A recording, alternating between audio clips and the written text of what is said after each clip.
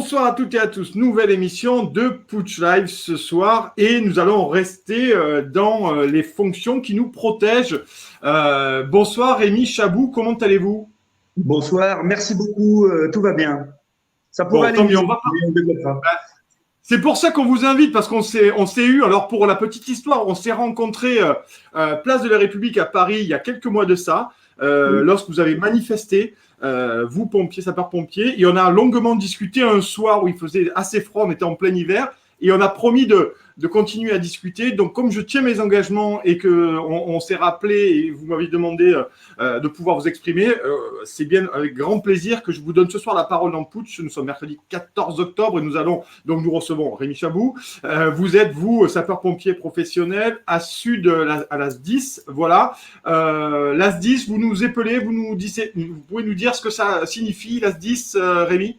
Eh bien, écoutez, c'est simple. Le SDIS, c'est le service départemental incendie et secours. Dans chaque département en France, donc une centaine, il y a un SDIS. Et on dépend donc du Conseil général. On est fonctionnaires publics territoriaux, mais on dépend du Conseil général, le financement. Et par contre, petite spécificité, c'est le ministère de l'Intérieur qui est notre boss. D'accord. Donc, on va aussi parler de vos revendications auprès de Gérald Darmanin, qui a beaucoup aujourd'hui de cahiers de doléances, aussi bien chez les policiers que chez les sapeurs-pompiers. On va commencer rapidement une petite genèse, Rémi Chabou, sur votre engagement, vous, chez les sapeurs-pompiers, qui est assez ancien. Et deuxième partie de la question, c'est comment avez-vous vu évoluer la situation au fil de ces dernières années? Et je parle bien entendu de la délinquance, je parle bien entendu des agressions dont vous faites l'objet dans certains quartiers où vous êtes maintenant pris à partie. On a parlé des boules de pétanque, on a parlé de toute une série d'agressions que vous subissez, vous, alors que vous êtes en intervention. Et généralement aussi, vous servez d'appât. C'est-à-dire que vous nous le direz probablement, mais ce qu'on lit, nous, en tant que journalistes, c'est qu'on vous appelle sur des feux de poubelle, vous intervenez, et c'est là que les ennuis commencent pour vous. Donc, je reviens à la première question. À quand remonte finalement votre engagement chez les sapeurs-pompiers, Rémi Chabou? Bon, je ne sais pas si ça intéresse vos auditeurs, mais téléspectateurs, mais effectivement, alors pour moi, c'est une longue histoire. C'est depuis l'âge de 8 ans, donc les jeunes sapeurs-pompiers. Ma mère, son patron était chef des pompiers. Il nous avait inscrits avec mes frères et moi. Et puis, on a embrassé la profession parce qu'on est devenu pompier volontaire, pompier militaire et puis pompier professionnel à l'âge de 20 ans. Et on est toujours là. Et alors, j'ai un frère que j'aime à présenter en disant qu'il a mal tourné. Il est officier sapeur-pompier et puis moi, je suis adjudant-chef. Voilà. D'accord. Donc, il est dans la hiérarchie, votre frère. C'est ça, un officier dans les bureaux, un peu dans le terrain. D'accord, ok. Bon, il en faut bien entendu aussi. Donc, la question centrale, je voudrais qu'on arrive sur le fond du sujet, ce sujet qui nous préoccupe tous, Françaises et Français, cette insécurité montante. On a vu l'attaque dans le Val-de-Marne du commissariat, on a vu aussi ces policiers qui ont été lynchés à Herblay, dans le Val d'Oise également il y a quelques jours. On rappelle qu'un des deux policiers est toujours entre la vie et la mort aujourd'hui encore. Donc vous, quand est-ce que cette situation a commencé à dégénérer, Rémi Chabou, lors de vos interventions dans certaines zones? En fait, on a une forme de violence urbaine depuis plusieurs années. On peut dire que, on va dire, il y a une vingtaine d'années, les violences urbaines existaient déjà. Mais on était sur ce qu'on appelle des phénomènes de poussée de fièvre, suite à des arrestations un peu trop musclées ou des perquisitions matinales. Voilà, un événement bien spécifique qui fait que on avait une montée de pression dans certains quartiers parfaitement identifiés, ce qu'on appelait à l'époque les zones urbaines sensibles. Voilà, ça c'était clair. Excusez-moi. Aujourd'hui, on a vu l'escalade pour arriver jusqu'à aujourd'hui avec malheureusement plus trop d'endroits qui sont clairement identifiés comme zone urbaine sensible parce que l'agression, et je vous détaillerai, il y a deux formes d'agression, aujourd'hui arrivent de partout. J'insiste. Et alors, excusez-moi. Et ce qui est intéressant, ce qu'il faut prendre vraiment en compte, c'est qu'on a deux formes d'agression. On a l'agression qui est plutôt nouvelle, qui date d'il y a à peu près 4-5 ans. Ça, c'est un phénomène nouveau. C'est les agressions liées aux victimes elles-mêmes ou l'entourage des victimes qui s'en prennent aux sapeurs-pompiers parce que alcoolisés, parce que stupéfiants, médicaments, etc. Donc, on intervient. Pour être clair, Rémi Chabou, c'est-à-dire que vous intervenez à un moment donné sur une scène, sur quelqu'un qui est pas bien, qui mérite des soins. Et là, vous êtes pris à partie soit par la victime, soit par l'entourage de la victime, alors que même vous êtes en intervention sur la voie publique, hein, c'est ça? Exactement, ou même à domicile, mais sur voie publique. Et il faut absolument que j'aborde ce point, j'allais dire entre parenthèses, mais c'est absolument pas une parenthèse. Un sapeur-pompier dans la couronne parisienne a été poignardé l'année dernière, en septembre. C'est le sapeur Geoffrey qui a été poignardé mortellement et il est décédé. C'était un jeune qui était pompier volontaire également dans la Drôme. Et en fait, il intervenait pour une personne psychotique qui était à son domicile avec sa maman, qui vivait avec sa maman. Et puis, prise en charge normale, rentré dans l'ambulance, et à ce moment-là, il prend un couteau et il poignarde mortellement notre collègue. Ça, c'est tout nouveau, ça. Ça date d'il y a à peu près 4-5 ans. C'est-à-dire qu'en fait, ça peut survenir à tout moment, hein, dans les quartiers UP comme les quartiers défavorisés. Ça, c'est le premier volet. Ensuite, sur les agressions, l'autre volet qui concerne les agressions dans les zones urbaines sensibles, celle-ci date d'il y a à peu près 20 ans, 25 ans. On les connaît suite à ces poussées de fièvre. Malheureusement, la différence qu'il y a avec aujourd'hui, c'est qu'auparavant, c'était des guet-apens où les personnes étaient cachées derrière des bosquets, étaient cachées derrière les voitures. Il y avait une stratégie d'évitement, en tout cas, du pompier pour ne pas qu'on ait de témoins. Finalement. Une dissimulation. Exactement, une dissimulation, ce qui n'est absolument plus le cas aujourd'hui. On est clairement dans un schéma depuis à peu près 2-3 ans, qui a évolué tout doucement, mais complètement décomplexé de la part des agresseurs. Aucune pudeur, ils sont devant vous, juste avec une petite capuche et encore, et puis on y va allègrement et on caillasse.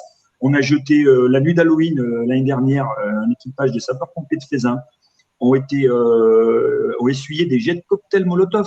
On ne jette pas des cocktails Molotov simplement pour un effet spectaculaire.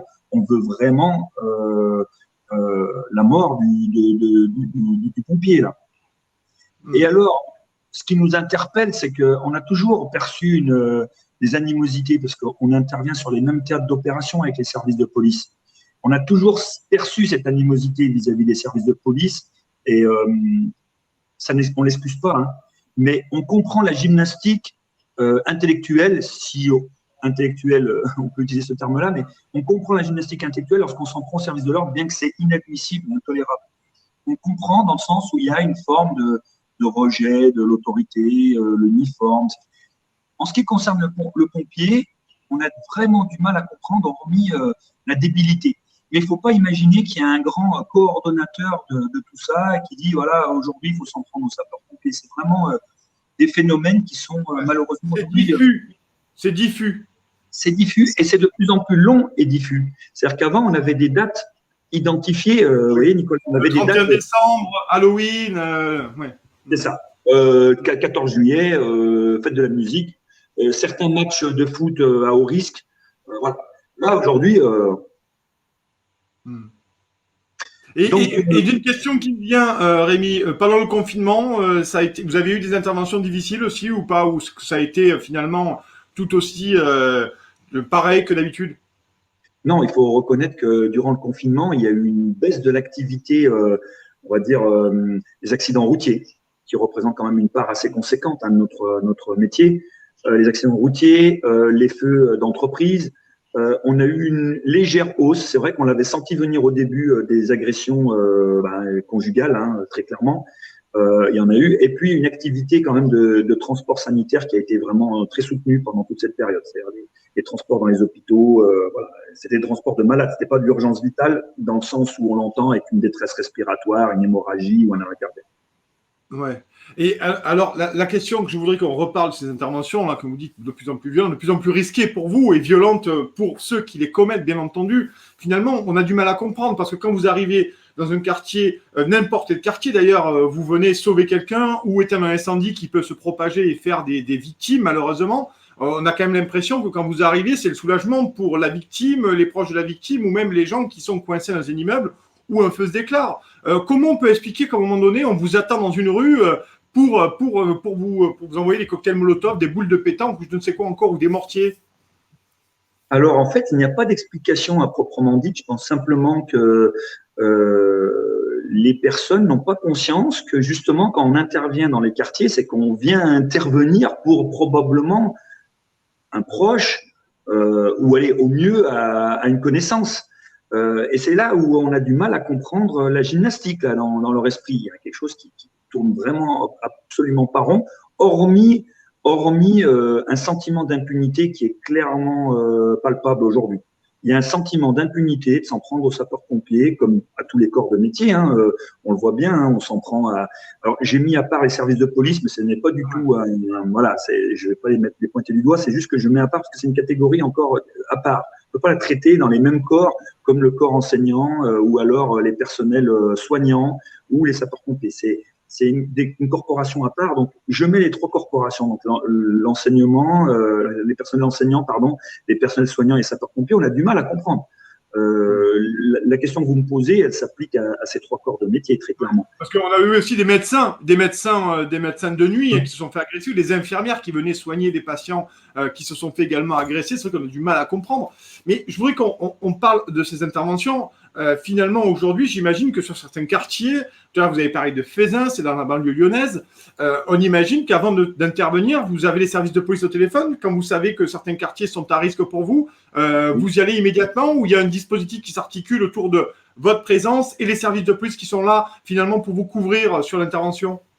Alors en effet, vous mettez le doigt pile poil là où il faut, parce que c'est exactement ce qui a été mis en place très récemment, c'est-à-dire que forcément c'est au détriment de l'intervention, puisque depuis 2018, nous avons les sapeurs-pompiers qui interviennent avec un soutien des services de police lorsqu'on a identifié un contexte à risque.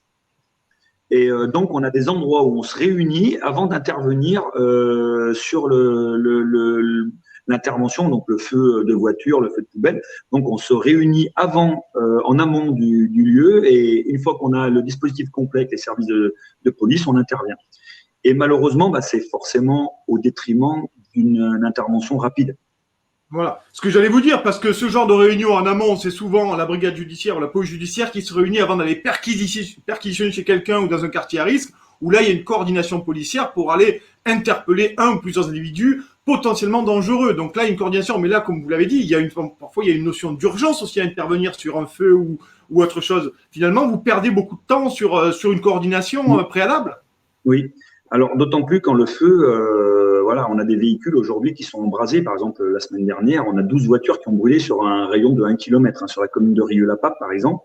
Et, oui, Rieux-la-Pape. Oui, Gérald Darmanin s'est rendu sur place d'ailleurs lundi soir, lundi soir, la semaine dernière. Et il s'est rendu sur place parce que ça a été une soirée très agitée. On avait 6 équipages d'incendie dans des fourgons, donc ça fait quand même 6 personnes par fourgon. 6 x 6, 36, plus des véhicules de commandement, plus les services de police. Ça fait vraiment du monde pour une soirée qui pourtant n'était pas identifiée comme un risque. Oui. Et quel est l'état d'esprit? J'imagine même vous, qui êtes un pompier chevronné, mais peut-être vos jeunes collègues, ceux qui commencent dans le métier, qui sont appelés sur des interventions pareilles, j'imagine que la pression doit être palpable chez eux, l'appréhension de se rendre sur déjà un incendie ou même autre chose.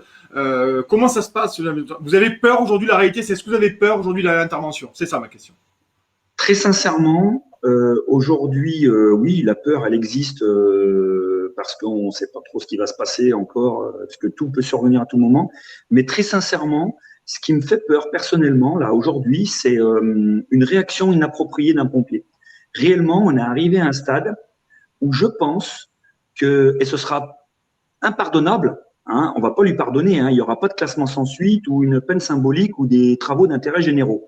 À un moment, il y a un pompier qui va se faire agresser le vendredi, se faire agresser le samedi, se faire agresser le dimanche, et pour une intervention somme toute banale le lundi, écoutez, il va peut-être surréagir, et là, il n'y aura aucune tolérance pour ce pauvre pompier-là, et on ne prendra pas en compte ce qui lui est arrivé. Je prends l'exemple de mon collègue qui a pris un coup de hache la nuit de samedi à dimanche, le 4 octobre. Il a pris un coup de hache sur son lieu de travail devant la caserne. Mettez-vous à sa place 5 minutes, lorsqu'il va réintégrer le travail, j'espère le plus vite possible, lorsqu'il sera remis, il se retrouve dans une situation qui est dure à gérer et qui finalement, excusez-moi le terme, je vais être trivial, il dégoupille. Et comment on va gérer ça alors?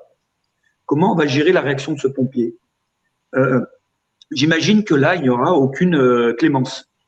La clémence, la fameuse clémence qu'on a par contre lorsqu'on a des tribunaux aujourd'hui qui se réunissent très rarement en comparution immédiate, parce que la clé elle est là. Il y a une sorte de pédagogie à juger très rapidement les auteurs, de façon à ce que le message passe. Si vous jugez, c'est notre position, hein, mais si vous jugez les choses, les actes qui sont graves, 6 mois, 1 an, 2 ans après, on n'a pas la pédagogie qui est nécessaire. Parce que si on a décliné en 20 ans pour arriver sur un terrain extrêmement délétère pour les sapeurs-pompiers, on peut vraiment avoir une courbe, par contre, vertueuse et arriver à, si on envoie des messages forts et des sanctions qui sont sévères, eh bien, écoutez, à ce que la personne qui s'en prend aux sapeurs-pompiers se dise, bon, là, je risque gros, je risque de me faire saisir ma voiture, je risque une peine de prison ferme. Mais là, aujourd'hui, au meilleur des cas, on a une peine de prison avec sursis à 3 mois. On a des TIG. On a vu des personnes condamnées à faire des TIG dans les casernes. Moi, je connais travaux d'intérêt généraux, hein, pour préciser. Ouais. C'est ça. Voilà. Bon, je connais des dizaines de gamins qui rêvent de passer une journée dans une caserne de pompiers et bosser avec les pompiers. Et là, on leur offre une smartbox, quoi. Moi, je trouve que voilà, la justice aujourd'hui n'est peut-être pas à la hauteur de ce qu'elle devrait.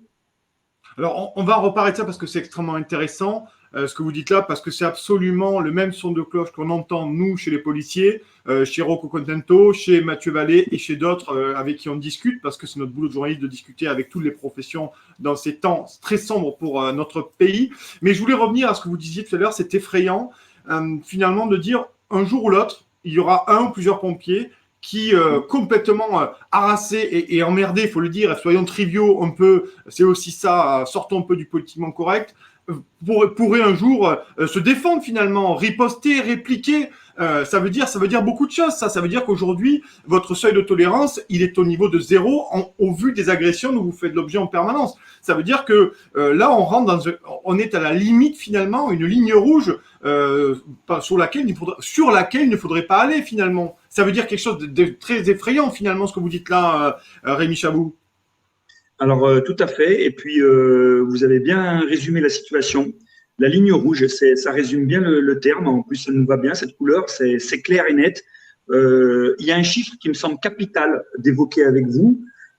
C'est le chiffre des agressions. Nous sommes à 3411 agressions annuelles et c'est en hausse constante. C'est les chiffres officiels du ministère de l'Intérieur. Vous pouvez les retrouver facilement. C'est les chiffres de l'Office national de la délinquance et de la réponse pénale. Vous avez les classements département par département. Et ce qui est surréaliste, c'est 3411, ça représente une agression toutes les 3 heures. C'est pas une agression tous les 3 jours, c'est une agression toutes les 3 heures, qui va de la menace, menace verbale, menace physique, jusqu'aux violences, injures, etc. Donc ça, ouais, c'est une chose. Ouais. Je pense que lorsqu'on donne les chiffres, lorsqu'on les met en valeur absolue, 3411, oui, mais quand on les met en relatif par rapport à une journée, et je vous dis une agression de 3 heures, c'est énorme. Et c'est inadmissible. Et effectivement, la ligne rouge, en fait, elle est déjà franchie. Moi, j'ai peur aujourd'hui que c'est un pompier qui débute. J'ai vraiment peur de ça, parce que je ne sais pas comment on pourra le défendre. On me dira, mais vous êtes Rémi, j'ai un petit problème de son avec vous, j'ai ta voix qui est un peu flouée. Non, est-ce que ça va mieux là ou... Ah voilà, là, c'est bon. On reprend là-dessus sur ta dernière phrase, donc on coupera ça, hein, voilà, parce que j'ai autant on n'est pas en direct, autant le faire que ça soit nickel, quoi. Voilà. Ouais, dis-moi sur la dernière phrase que tu me disais, ouais. J'explique donc que 3411, c'est un chiffre qui est surréaliste en valeur absolue, mais il est surtout surréaliste en relatif par rapport à une journée. C'est-à-dire que lorsqu'on se dit qu'il y a une agression toutes les 3 heures en France, c'est énorme. Je pense que la ligne rouge n'est pas c'est franchi, c'est fait. On est déjà là. Aujourd'hui, ma crainte principale, c'est d'avoir à défendre un collègue sapeur-pompier, puisque c'est mon rôle, de défendre parce que il aura réagi à une agression. Et on dira qu'il a manqué de professionnalisme, on dira que, et malheureusement, ça va être dur à défendre. Et je pense que la clémence ne sera pas au rendez-vous dans les tribunaux. Vous le disiez, Gérald Darmanin et le ministère de l'Intérieur, ce sont vos boss finalement. La question que j'ai envie de vous poser, Rémi Chabous, c'est est-ce que là-haut, place Beauvau, ils ont conscience de ça, ils ont conscience que plusieurs dizaines, centaines peut-être de pompiers aujourd'hui seraient prêts à, pas à riposter, mais finalement à réagir à une énième agression. Est-ce qu'ils en ont conscience ou pas finalement au ministère de l'Intérieur? Très sincèrement, on est loin de tous les appareils politiques, mais très Oui, sincèrement, je trouve que l'action, l'écoute du ministre Darmanin actuellement, elle est à la hauteur. Donc il vient d'arriver, hein, il est arrivé au mois de juillet. Il faut donner une chance. Moi, je trouve pour l'instant qu'on a une écoute qui est bonne. On a des plans d'action qui me semblent aller dans le bon sens. Le maillon faible dans tout ça, je dirais pas que c'est le ministère de l'Intérieur. Bon, il y a du boulot oui. encore, on va voir ce que ça donne.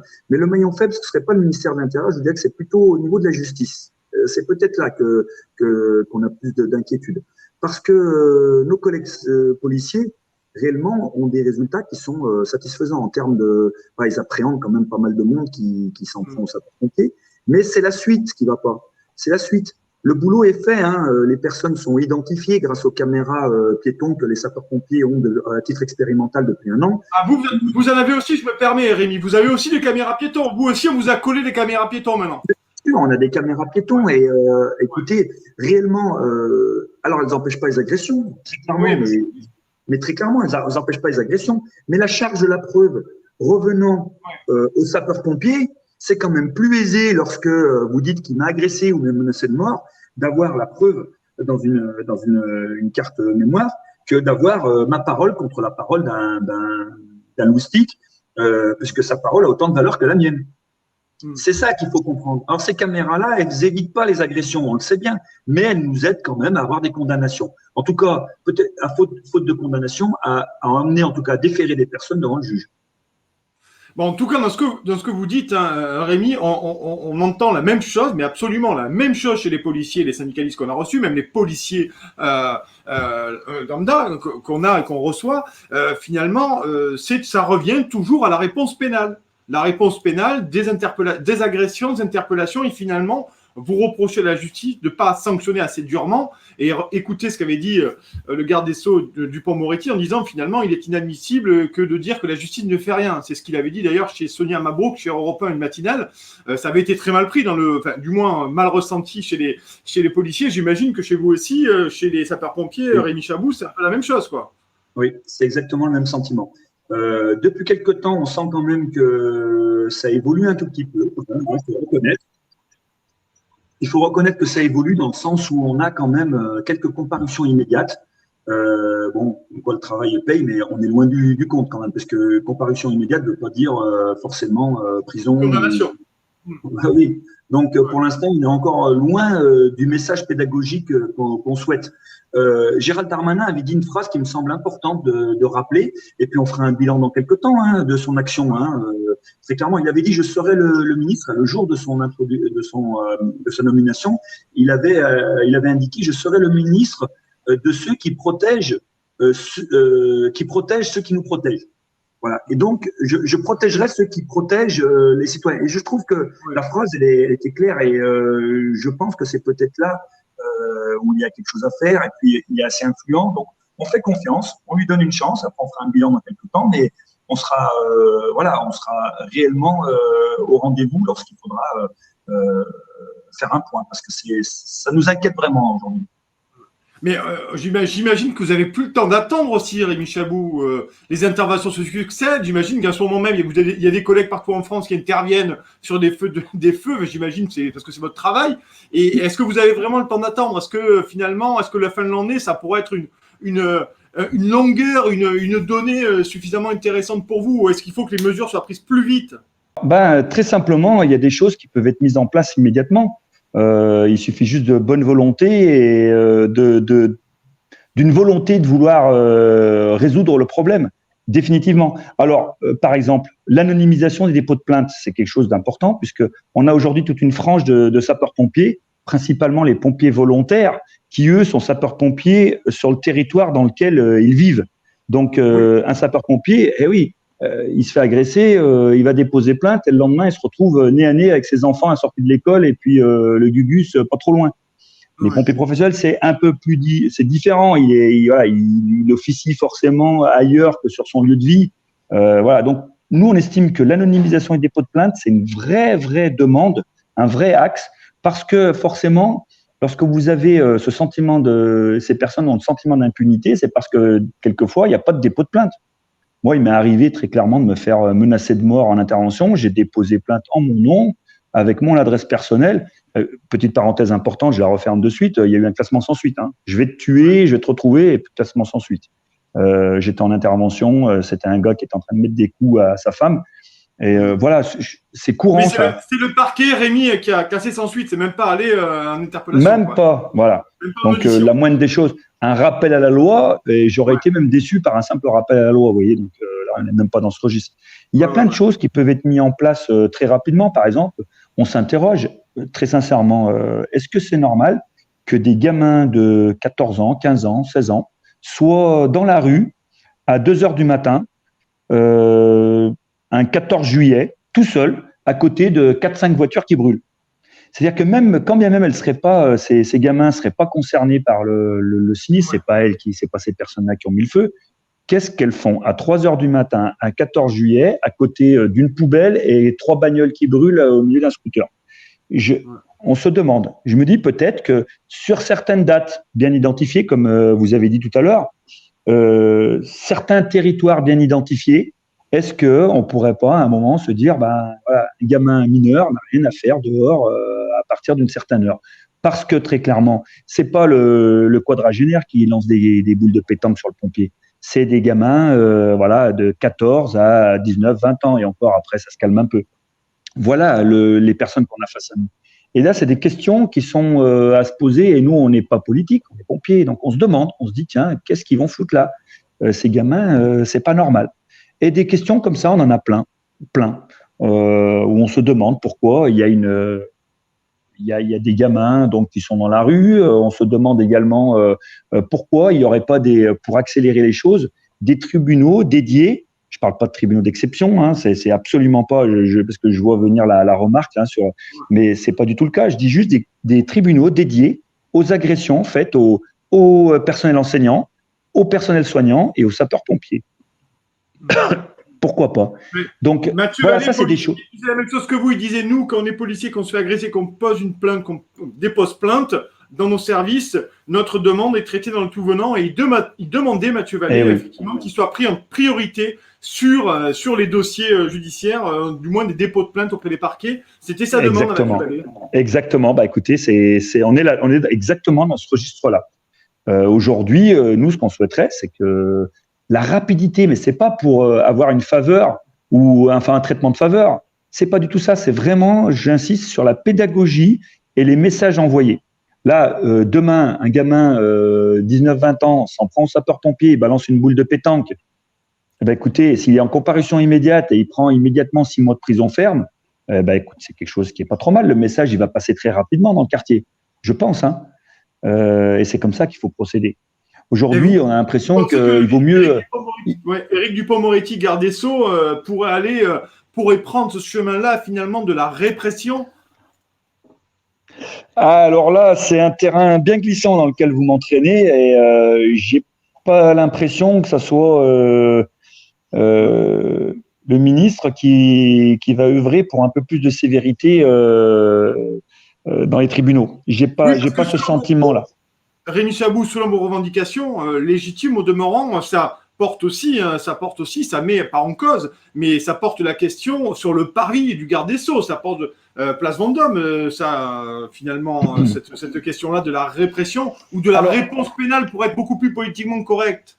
Voilà, alors écoutez, très clairement, on va pas faire de langue de bois, très sincèrement, oui, je suis d'accord avec vous, puisque aujourd'hui, beaucoup de plaintes ne sont pas instruites et on reste simplement, le classement sans suite fait que ça n'arrive même pas devant le juge. Et ça n'arrive pas devant le juge et ça dépend bien du parquet et le parquet, forcément, son autorité, c'est le garde des Sceaux. Alors, dernière question, Rémi Chabou, finalement, si vous avez quelques espoirs sur le travail, sur les intentions de Gérald Darmanin, finalement… Et de ses équipes. Et de ses équipes. Et de ses équipes. Parce que nous, on est plutôt en prise directe avec ses équipes qu'avec Gérald Darmanin directement. Oui, mais on le rencontre quelques fois aussi. Ouais. J'imagine que vous avez plusieurs numéros de téléphone, place Beauvau, pour vous entretenir et que le ministre n'est pas toujours disponible. On veut bien l'entendre, surtout en ces temps troublés. Question, si jamais, finalement, place Beauvau, Gérald Darmanin, finalement, fait beaucoup d'incantations, d'annonces, de communication, vous savez. Si jamais ça portait pas ses fruits, finalement, en décembre, janvier, est-ce que les sapeurs-pompiers se feraient entendre, comme ça a été le cas en début d'année, dans les rues de Paris ou dans les rues des grandes villes d'ailleurs, hein? Oui, alors effectivement, il y a vraiment une poussée de la base sapeurs-pompiers et même, on voit quand même les officiers, tout à l'heure on en parlait en préambule, les officiers qui sont plutôt un peu plus éloignés du terrain. Et très sincèrement, il y a une poussée du corps sapeurs-pompiers en général, donc du sapeur jusqu'au colonel, pour une action dans ce sens-là. Si rien ne se passe, il est évident qu'une manifestation et une grève générale pourraient être enclenchées. Alors, je ne sais pas si vous avez suivi ce qui s'est passé à Lyon très récemment. Il y a eu une dépose des casques à la préfecture. Ça a été propre, pas de pétards, pas de… Voilà. Et, il y avait des centaines de casques qui ont été déposés devant la préfecture de façon symbolique. À l'agression de votre collègue Caserne Rochat dans le 7e à Lyon et Rieux-la-Pape, c'est ça, ça fait suite à ça. Exact, c'est ça, exactement. Et là, typiquement, vous voyez, on a quasiment les deux cas d'agression de sapeurs-pompiers. C'est-à-dire, on a le cas lié à la victime elle-même. Bon, là, c'était pas la victime, c'était un type qui voulait en découdre dans un bar. Il voulait en découdre avec les personnes qui occupaient ce bar. Très sincèrement, une petite parenthèse importante également, sans l'action des sapeurs-pompiers, là, c'était un carnage. Et là, on serait en train dans un autre registre. C'est-à-dire, l'histoire aurait été écrite différemment, si ces sapeurs-pompiers n'intervenaient pas. Et puis, à Rieux-la-Pape, c'est autre chose. Il y a eu un mariage à huis clos, décidé à huis clos par la commune pour cause de rodéo. Et puis finalement, vous voyez, une action sur le terrain le samedi, et puis on se retrouve avec une nuit de samedi à dimanche de dingue, quoi, complètement embrasé, une commune pour un mariage. Alors le maire a eu raison, évidemment, s'il y a le bazar lié à l'organisation du mariage, il le met à huis clos, aucun problème là-dessus, sauf que nous, après, on paye les pots cassés. C'est les parents qui boivent et les enfants qui trinquent. Ouais. Voilà. Oui, non, mais c'est une situation effectivement pour vous qui est de plus en plus difficile. Donc on l'a entendu, si jamais Gérald Darmanin n'accédait pas à vos revendications, qui sont à peu près les mêmes que celles des policiers, en vous écoutant, Rémi Chabou, on imagine que les syndicats policiers, d'ailleurs Emmanuel Macron, je crois, doit recevoir jeudi matin les syndicats policiers, me semble-t-il, ou c'était ce matin, enfin cette semaine du moins, pour être précis. Vous avez des rencontres prévues? Vous les avez au téléphone, ces gens, mais est-ce qu'il y a une rencontre prévue avec les rencontres de la République? Mais on a des rencontres bilatérales très fréquemment. Il y en a encore une la semaine prochaine sur d'autres thèmes. Mais oui, on est constamment en discussion sur d'autres sujets également. Mais celui-ci revient assez fréquemment sur le tapis quand même. C'est un sujet, regardez, sur Rieux-la-Pape, les sapeurs-pompiers, lorsque je vous évoquais tout à l'heure le dispositif avant intervention de réunion à un endroit, on appelle ça les CRM, c'est les centres de regroupement des moyens. C'est un endroit où on se regroupe tous en sécurité. Une fois qu'on est complet, on y va.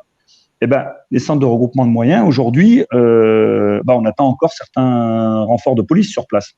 On les attend encore. Ils sont jamais venus. Donc, l'intervention, clairement, on était en situation d'échec pour notre intervention. Parce qu'un feu, lorsque vous l'éteignez… Ça me paraît fou, Rémi Chabou, je reviens là-dessus pour terminer, mais ça me paraît totalement fou. Moi, citoyen français, je me dis finalement, vous êtes en train de nous dire qu'il y a des centres de regroupement, on en a parlé avant, mais il y a carrément des centres de regroupement de moyens ou de matériel. C'est des espèces d'équipés articulés pour faire face à l'adversité, à les agressions et au lynchage. Enfin, c'est absolument dingue. Je n'en avais pas conscience, donc c'est bien que vous le disiez à l'antenne parce que je ne savais pas que ça existait. Je vous assure. Si, je vous assure, et c'est dans nos process d'intervention, c'est pas improvisé, et on a sur certains secteurs l'obligation de se rendre à des endroits bien stratégiques avant d'intervenir. On n'intervient pas de façon isolée sur un feu de voiture, on n'est pas devenu fou encore. Non, c'est bien organisé, c'est institutionnalisé tout ça. Mais c'est nécessaire. Ça veut dire surtout que la violence est telle qu'il est obligé, vous êtes obligé dans le processus et les services de police de mettre ça en place en amont. C'est parce que la violence est telle en fait. C'est ça qui est effrayant. Il y a une page Facebook qui s'appelle Agression sapeurs-pompiers. Vous allez voir, c'est surréaliste. Tous les jours, c'est posté dessus des dizaines d'agressions. Alors, lorsque je vois très récemment le projet d'interdiction des mortiers, mais évidemment, moi, je ne comprends pas comment on peut vendre des mortiers de 2-3 kilos à des civils comme ça. C'est surréaliste. Les sapeurs-pompiers ont été agressés à plusieurs reprises par des mortiers. Et les mortiers, c'est les fameux feux d'artifice, sauf que normalement, au lieu de partir verticalement. Ce que c'est les mortiers pour nous, on imagine. Et la violence que ça peut avoir et l'impact et les trucs que ça peut faire, ces mortiers-là. Mais écoutez, un mortier peut couper la tête de quelqu'un. Écoutez, j'y vais pas par quatre chemins. Un mortier qui explose à proximité de la tête de quelqu'un peut sectionner un membre, la tête, c'est clair. Un mortier, c'est une charge explosive de 500 grammes, 1 kilo, qui est jeté à flux tendu, donc de façon horizontale vers les sapeurs-pompiers. Et puis là, on l'a vu encore à Champigny. Très clairement, c'est pas juste joli. Il faut pas imaginer que c'est joli parce que quand on le voit de loin. On nous dit que c'est des feux d'artifice. Mais c'est des charges. J'ai pas l'impression que c'est tellement des feux d'artifice. Ça en est, mais ça a l'air quand même assez costaud comme truc, quoi. Ah ouais, c'est des charges explosives. Je vous assure que ça sectionne un bras et ça peut sectionner une tête. C'est sûr et certain. La question, en fait, on n'est pas dans un fantasme, ce que je vous explique. Donc ça, c'est clair et net. Alors après, j'ai entendu en plaisantant dans les GG, il disait, on va interdire également les boules de pétanque, la vente de boules de pétanque. Alors, effectivement, c'est caricatural, mais nous, on est favorable à l'interdiction de cette vente de mortiers. Attendez, comment c'est possible encore qu'on puisse vendre des mortiers dans certaines zones urbaines sensibles, quoi. Et c'est pas compréhensible. Alors, effectivement, on peut développer encore tout ça pendant tellement de choses surréalistes qui se passent dans les quartiers. Et puis aujourd'hui, pas que dans les quartiers. Pas plus tard que hier, c'est plein centre-ville de Lyon qu'un équipage a été agressé. Plein centre-ville. Les pompiers sont passés alors qu'ils se rendaient sur une détresse respiratoire. C'est sapeurs-pompiers de Villeurbanne-la-Doua. Je suis obligé d'illustrer mon propos en prenant des exemples concrets. Donc, hier matin, 8h30, les sapeurs-pompiers, 3 sapeurs-pompiers agressés par 3 individus, 2 pompiers hospitalisés. Voilà, ils se rendaient pourtant sur une intervention pour une détresse respiratoire. Et là, on ne parle pas de Vaux-en-Velin, Vénissieux, ou Bron, ou Rieux. C'est Lyon, plein centre. Donc voilà la situation pour les sapeurs-pompiers. Et ça, je constate un phénomène nouveau depuis 2 ans. C'est des sapeurs-pompiers qui démissionnent de notre job. Avant, quand on embrassait notre profession, c'est pour la vie. Là, on a des sapeurs-pompiers qui démissionnent. Et parce qu'on n'a pas choisi cette profession pour ça. Il y a des choses, on n'a pas choisi ça. Non, on a choisi pour aider les gens, le sourire des gens, parce qu'il faut dire clairement, les gens nous aiment, et 99% de la population qui aime ces pompiers et les soutient. Mais on a malheureusement de plus en plus ces interventions qui sont polluées, nos journées qui sont… On se demande comment ça va se finir. On se demande. C'est un peu la même réflexion que les infirmières. Hein. Il y a plusieurs articles qui sortent en ce moment qui nous disent qu'il y a des infirmières qui démissionnent, qui font autre chose. Certains deviennent libraires ou autre chose.